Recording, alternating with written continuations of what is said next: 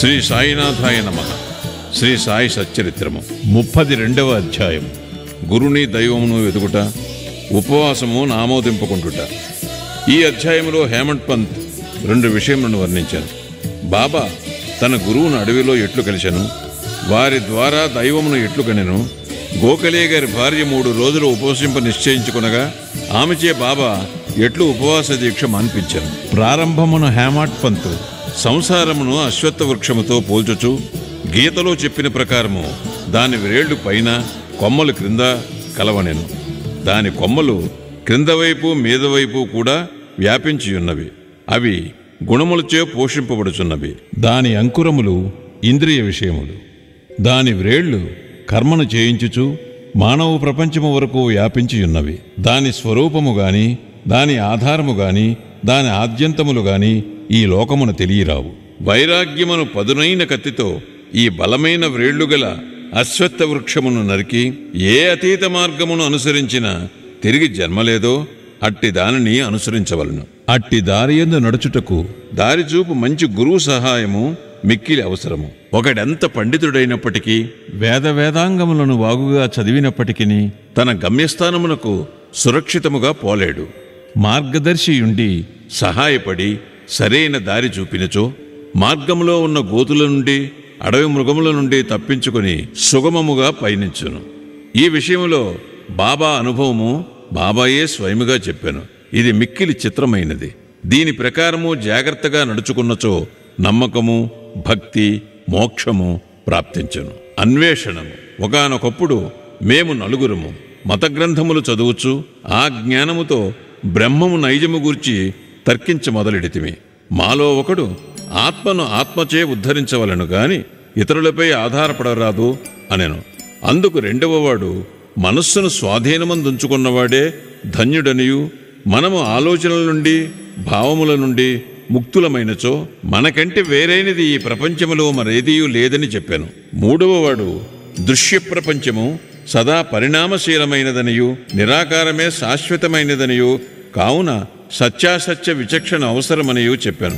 4వ వారు అనగా బాబా, పుస్తక జ్ఞానం ఎందుకు పనికిరానిది. మనకు విధించబడిన కర్మను మనము పూర్తి చేసి తనువును, మనమును, పంచప్రాణములను గురువు పాదములపై పెట్టి శరణు వేడవలను.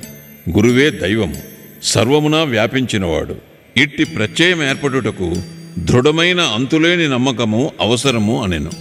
ఈ ప్రకారముగా తర్కించుచు మేము 4 పండితులము భగవంతుని వెతుకుటకు అడవులలో తిరుగునారంభించితిమి. తక్కిన 3 వారి స్వతంత్ర బుద్ధిని ఉపయోగించి వెతుక నిశ్చయించిరి. దారిలో ఒక బంజారా మమ్మలను కలిసి, ఇప్పుడు చాలా ఎండగా ఉన్నది, ఎంత దూరము పోవుచున్నారు, ఎక్కడికి పోవుచున్నారు అని అడిగాను. అడవులు వెతుకుటకని మేము జవాబిచ్చితిమి. ఏమి వెతుకుటకు పూనుకుంటారని అతడు తిరిగి అడిగాను. ఏదో సందిగ్ధమైన యుక్తి జవాబిచ్చితిమి. ధ్యేయరహితముగా మేము తిరుగుట చూచి అతడు కనికరించి ఇట్లనెను, అడవుల సంగతి పూర్తిగా తెలియకుండా మీ ఇష్టం వచ్చినట్లు తిరుగురాదు. అడవులలో సంచరింపదలిచినచో మీ వెంట ఒక మార్గదర్శి ఉండియే తీరవలను. అనవసరముగా ఈ ఎండవేళప్పుడు ప్రయాసపడదరెందుకు? మీ రహస్యాన్వేషణము నాకు చెప్పనక్కరలేదు. అయినను మీరు కూర్చుండి భోజనము చేసి నీళ్లు త్రాగి కొంత విశ్రాంతి తీసుకుని పిమ్మట పోవచ్చును. ఓపికతో నుండు అనెను. అతడంత మృదువుగా మాట్లాడినను వానిని నిరాకరించి నడువు సాగితిమి. మాకన్ని సంగతులు తెలియనుగాన ఇతరుల సహాయం అక్కరలేదనుకుంటిమి. అడవులు పెద్దవి, మార్గములు లేనివి, చెట్లు దగ్గరగాను ఎత్తుగాను ఉండుటచే సూర్యరశ్మి లోపల ప్రవేశింపకుండెను. కనుక దారి తప్పి ఇటు అటులు చాలాసేపు తిరిగితిమి. తుట్టుతొదకు ఎక్కడి నుండి బయలుదేరితిమో అచ్చటికే అదృష్టవశాత్తు తిరిగి వచ్చితిమి.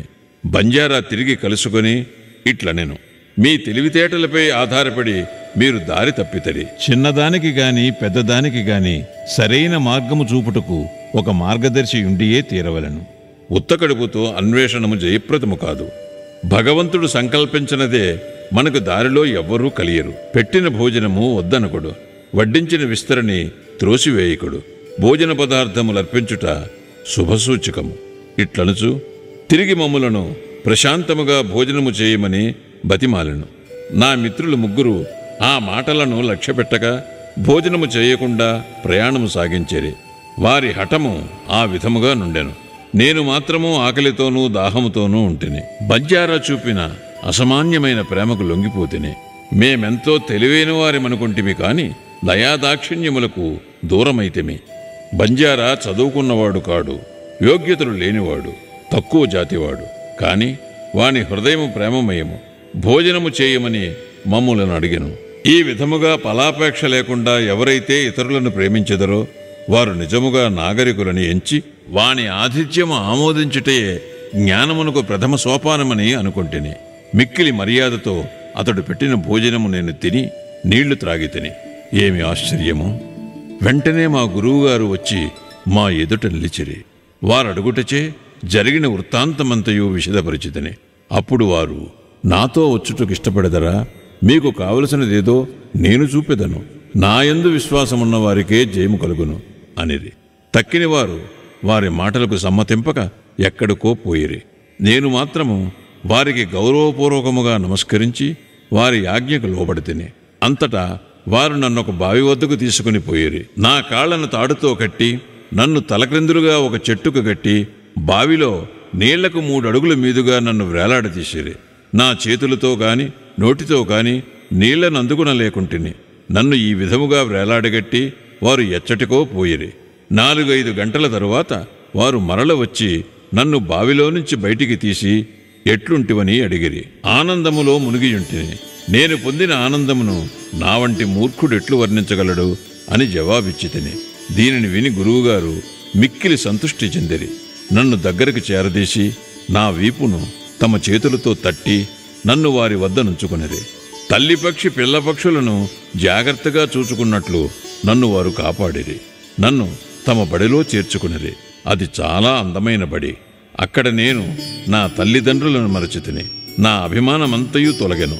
నాకు సులభముగా విమోచన కలిగెను.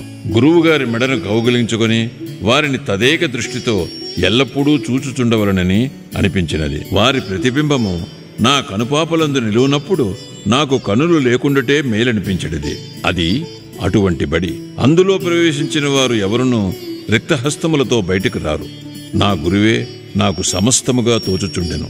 నా ఇల్లు, నా ఆస్తి, నా తల్లిదండ్రులు అంతయు వారే. నా ఇంద్రియములన్నీయు తమ తమ స్థానములు విడిచి నా కండ్లయందు కేంద్రీకృతమయ్యను. నా దృష్టి గురువునందు కేంద్రీకృతమయ్యను. నా ధ్యానమంతయు నా గురువుపైననే నిలిపితిని. నాకింకొక దానియందు స్పృహ లేకుండెను. వారిని ధ్యానము చేయుచున్నప్పుడు నా మనస్సు, నా బుద్ధి స్తబ్దమగుచుండెను. నిశ్శబ్దముగా వారికి నమస్కరించుచుంటిని. ఇతర పాఠశాలలలో పూర్తిగా మరొక విధమైన దృశ్యములు కానవచ్చును. భక్తులు జ్ఞానము సంపాదించుటకు పోయి ద్రవ్యమును, కాలమును, కష్టమును వ్యయము చేసెదరు. తుట్టుతుదకు పశ్చాత్తాపపడెదరు. అక్కడున్న గురువు తనకు గల రహస్య శక్తిని గురించి, తన రుజువర్తనము గూర్చి పొగడుకొనుచు తన పావిత్ర్యమును ప్రదర్శించునే కాని హృదయము మృదువుగా నుండదు. అతడు అనేక విషయములు గూర్చి మాట్లాడను, తన మహిమను తానే పొగడుకొనును. కాని అతని మాటలు భక్తుల హృదయముందు నాటవు, వారిని ఒప్పింపచేయవు. ఆత్మసాక్షాత్కారం అతనికి తెలియనే తెలియదు. అటువంటి బడులు శిష్యులకేమి మేలు చేయును, వారికేమి లాభము? కాని పైన పేర్కొన్న గురువు మరొక రకము వారు. వారి కటాక్షముచే ఎట్టి శ్రమ లేకయే ఆత్మజ్ఞానము దాని మట్టుకదే నా యందు ప్రకాశించెను. నేను కోరుటకేమియూ లేకుండెను. సర్వము దాని మట్టుకదే పగటి ప్రకాశము వలె బోధపడెను. తల క్రిందుగను కాళ్ళు మీదగను ఉంచుట వలన కలుగు ఆనందము గురువుకే తెలియను. నలుగురిలో ఒకడు కర్మఠుడు, అనగా కర్మలందు నమ్మకము గలవాడు. అతనికి కొన్ని కర్మలు, విధులు, నిషేధములు మాత్రమే తెలియను. రెండవ వాడు జ్ఞాని. అతడు తనకున్న జ్ఞానమునకు గర్వించువాడు. మూడవ వాడు భక్తుడు. భగవంతునికి సర్వస్వ శరణాగతి చేసినవాడు. భగవంతుడే సర్వమును చేయువాడనియు అతని నమ్మకము. వారిట్లు తర్కించుచు వివాదపడుచుండగా దేవుని సమస్య వచ్చెను. వారు తమకు తెలిసిన విద్యపై ఆధారపడి దేవుని వెతుకుటకు పోయిరి. వివేకమునకు, వైరాగ్యమునకు అవతారముకు శ్రీ సాయి ఆ నలుగురిలో ఒకరు. పరబ్రహ్మస్వరూపులై కూడా వారెందుచేత ఇతరులతో కలిసి తెలివి తక్కువగా ప్రవర్తించరని ఎవరైనా అడగవచ్చు. ప్రజాభిప్రాయమును, వారి మంచిని సంపాదించుటకును, వారికొక ఉదాహరణము చూపుటకును వారిట్లు చేసిరి. వారు అవతార పురుషులైనప్పటికీ ఒక సాధారణుడైన బంజారాను గౌరవించి వాని ఆహారమును ఆమోదించిరి. అన్నము పరబ్రహ్మస్వరూపమని వారి నమ్మకము. బంజారా ఆహారమును నిరాకరించిన వారు కష్టముల పాలైరి. గురువు లేనిదే జ్ఞానము సంపాదించుటకు వీలు కాదని వారు బోధించిరి. తైత్తిరీయోపనిషత్తు తల్లిని, తండ్రిని, గురువును గౌరవించి పూజించి మత గ్రంథములను అభ్యసించవలనని చెప్పుచున్నది. ఇవియే మన మనస్సును పావనము చేయుటకు మార్గములు. మనస్సును పావనము చేయినదే ఆత్మ సాక్షాత్కారము పొందలేము. ఇంద్రియములు గాని, మనస్సు గాని, బుద్ధి కాని ఆత్మను చేరలేవు. ప్రత్యక్షము, అనుమానము మొదలైన ప్రమాణములు మనకు ఈ విషయములో సహాయపడవు. గురువుగారి కటాక్షమే మనకు తోడ్పడును. ధర్మము, అర్థము, కామము మన కృషి వల్ల లభించును. కానే 4వది మోక్షము గురువు సహాయము వలననే పొందనగును. సాయి దర్బారులోనికి అనేక మంది వచ్చి వారికి తెలివి విద్యలను ప్రదర్శించి పోయేవారు. జ్యోతిష్యులు రాబో విషయములు చెప్పుచుండేవారు. యువరాజులు, గౌరవనీయులు, సామాన్యులు, పేదవారు, సన్యాసులు, యోగులు, పాటకాండ్రు మొదలగువారు బాబా దర్శనమునకై వచ్చేవారు. ఒక మాలవాడు వచ్చి జోహారు చేసి, ఈ సాయి తల్లి తండ్రి అనియు వారు మన చావు పుట్టుకలను తుడిచివేయుదరనియు చెప్పాను. గారడీవాండ్రు, గుడ్డివాండ్రు, సొట్టవారు, నర్తకులు, నాద సాంప్రదాయము వారు, పగటి వేషముల వారు కూడా అచ్చట సమాదరింపబడుచుండిరి. తన వంతు రాగా ఆ బంజారా కూడా కనిపించాను. తన పాత్రను ముగించాను. మనమిప్పుడు ఇంకొక కథను విందాము. గోఖలే గారి భార్య ఉపవాసము. బాబా ఎప్పుడూ ఉపవసించలేదు. ఇతరులను కూడా ఉపవాసము చేయనిచ్చేవారు కారు. ఉపవాసము చేయు అని మనస్సు స్థిమితముగా నుండదు.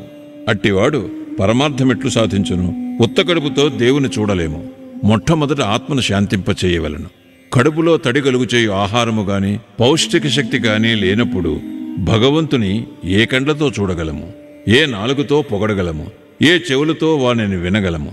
వేయేల మన అవయవములన్నీ వాని శక్తిని అవి సంపాదించుకున్నప్పుడు, అవి మంచి స్థితిలో ఉన్నప్పుడే మనం భక్తి మొదలగు సాధనములను ఆచరించి దేవుని చేరగలము. కాబట్టి ఉపవాసము గాని, మితిమించిన భోజనము గాని మంచిది కాదు. ఆహారములో మితి శరీరమునకు, మనస్సునకు కూడా మంచిది. గోఖలే భార్య కానిట్కర్ భార్య శ్రీమతి కాశీబాయి వద్ద నుండి దాదా కేల్కర్కు జాబు తీసుకుని షిరిడీకి వచ్చాను. ఆమె బాబా పాదముల వద్ద 3 రోజులు ఉపవసించి కూర్చుని నిశ్చయముతో వచ్చాను. బాబా అంతకు ముందు రోజు కేల్కర్తో తన భక్తులను హోలీ పండుగ నాడు ఉపవాసము చేయనీయనని చెప్పియుండెను. వారు ఉపవసించినచో బాబా యొక్క ఉపయోగమేమనెను. ఆ మరుసటి దినము ఆమె దాదా కేల్కర్తో పోయి బాబా వద్ద కూర్చుండగా బాబా వెంటనే ఆమెతో, ఉపవాసము చేయవలసిన అవసరమేమి? దాదాబట్టు ఇంటికి పోయి బొబ్బట్లు చేసి అతనికి పిల్లలకు పెట్టి నీవు కూడా తినుము అనెను. హోలీ పండగ వచ్చాను. దాదా కేల్కర్ భార్య బయట చేరెను. కేల్కర్ ఇంట్లో వండుటకు ఎవరూ లేకుండేది. కావున బాబా సలహా సమయోచితముగా నుండెను. గోఖలే గారి భార్య దాదాబట్టు ఇంటికి పోయి బొబ్బట్లు చేశాను. ఆ రోజు అక్కడనే ఉండెను. ఇతరులకు పెట్టెను, తాను తినెను. ఎంత మంచి కథ, ఎంత చక్కని నీతి! బాబా సర్కార్. బాబా తన బాల్యములో జరిగిన కథను ఈ విధముగా చెప్పాను. నా చిన్నతనములో భుక్తి కొరకు వెతుకుచూ బీడ్గామ్ వెళ్ళి తిని, అక్కడ నాకు బట్టలపై చేయు అల్లిక పని దొరికాను. శ్రమ వెనక కష్టపడి పనిచేసి తిని యజమాని నా పనికి సంతృష్టి చెందాను. నాకంటే పూర్వము 3 కుర్రవాళ్లు పనిలో ఉండిరి. మొదటి వానికి 50 రూపాయలు, రెండవ వానికి 100 రూపాయలు, మూడవ వానికి 150 రూపాయలు.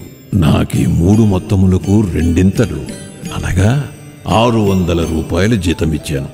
నా తెలివితేటలు చూచి యజమాని నన్ను ప్రేమించి మెచ్చుకొని నిండు దుస్తులిచ్చి నన్ను గౌరవించాను. వీనిని వాడకుండా జాగ్రత్తగా దాచుకుంటుని. మానవుడిచ్చినది త్వరలో సమసిపోవును గాని దైవమిచ్చునది శాశ్వతముగా నిలుచును. ఇంకెవరిచ్చినది దీనితో సరిపోల్చలేము. నా ప్రభువు తీసుకో తీసుకో అనును. కాని ప్రతివాడు నా వద్దకు వచ్చి తే తే అనుచున్నాడు. నేనేమి చెప్పుచున్నానో గ్రహించువాడు ఒక్కడునూ లేడు. నా సర్కారు యొక్క ఖజానా అనగా ఆధ్యాత్మిక ధనము నిండుగానున్నది. అది అంచు వరకు నిండి పొంగిపోవుచున్నది. ఎవరైనా త్రవ్వి ఈ ధనమును బండ్లతో తీసుకుపొండు. సుపుత్రుడైన వాడు ఈ ద్రవ్యమునంతయు దాచుకొనవలెను. నా ఫకీరు చతురత, నా భగవాను లీలలు, నా సర్కారు అభిరుచి మిక్కిలి అమోఘమైనవి. నా సంగతి ఏమి? శరీరము మట్టిలో కలియును, ఊపిరి గాలిలో కలియును. ఇట్టి అవకాశము తిరిగి రాదు. నేనెక్కడికో పోయేదను, ఎక్కడనో కూర్చుండెదను. మాయ నన్ను మిగుల బాధించుచున్నది. అయినప్పటికీ నా వారి కొరకు నేను ఆతురపడెదను. ఎవరైనా ఏమైనా సాధన చేసినచో తగిన ఫలితము పొందెదరు. ఎవరైతే నా పలుకులను జ్ఞప్తియందుంచుకునేదరో వారు అమూల్యమైన ఆనందమును పొందెదరు. శ్రీ సాయినాథాయ నమః. 32వ అధ్యాయము సంపూర్ణము. సద్గురు శ్రీ సాయినాథార్పణమస్తు. శుభం భవతు.